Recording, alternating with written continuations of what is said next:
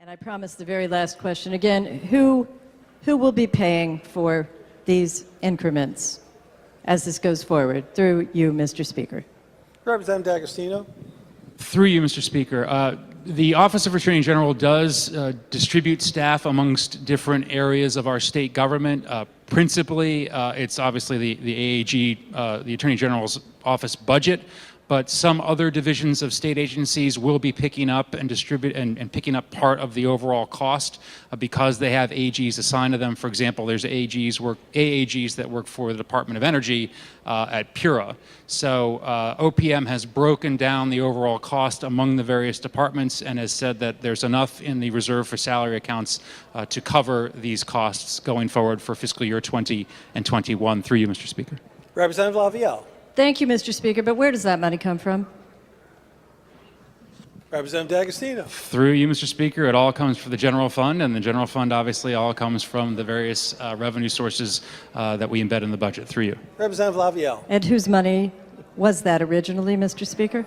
Representative D'Agostino. Through you, Mr. Speaker, obviously it's the taxpayers of the state of Connecticut who, as I mentioned before, benefit many times over from the recoveries of the Attorney General's office. The office has an overall budget of about $30 million, and I mentioned in 17 and 18 alone, the AAGs recovered more than $700 million for the state of Connecticut, for the general fund, and for consumers and businesses in the state. Through you. Representative Lavielle. Thank you, Mr. Speaker, and I thank the good representative for his answers, and I won't have any further questions, just a few remarks.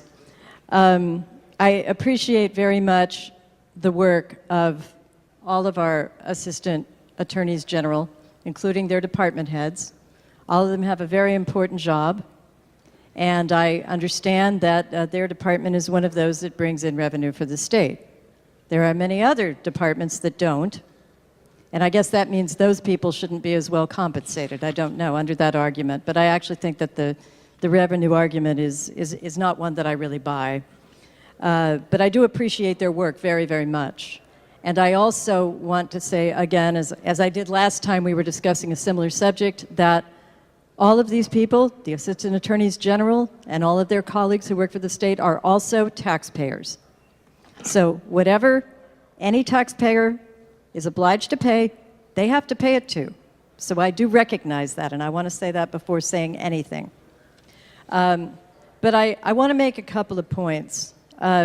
First off, on the issues that were in dispute, and what we're particularly discussing today, the award of $6,000, not an award, but a payment of $6,000 to the department heads in the first year, $12,000 in the second year. I didn't ask the representative, but we established in the Appropriations Committee that those additions will be added to their wages when it's time to calculate their pensions that are due. That the spread between what the state offered and what the unions offered was very, very large. It was about $5,000 in one instance and about $11,000 in another instance. The arbitrators under our rules in Connecticut are not allowed to choose a middle ground. I think that really disadvantages everyone, and we're subject to it today. So that's something else I wanted to mention. But the real thing that is behind all this is our state is in dire financial circumstances. We all know it. None of us can deny it. The governor certainly does not deny it. Our friends across the aisle don't deny it. We all know it. And yet we had a contract a couple of weeks ago that cost several million dollars to approve. This is another almost $5 million over 2 years. I understand we're going to be getting one for the tax lawyers. We're going to be getting another one for UConn. They're going to keep coming at us. And it's more and more money that's not going to social services. It's not going to repair our infrastructure. It's not going to close our budget. And it's not going to keep taxpayers from being exposed to tax increases, which so far we've only seen one proposal that made them substantial. And again, I have to ask, who is representing the taxpayers in that negotiating room, including the state employees, by the way, who are also taxpayers? Who is representing them? Does it fall on us here to represent them in the end? Yes. And I intend to do that.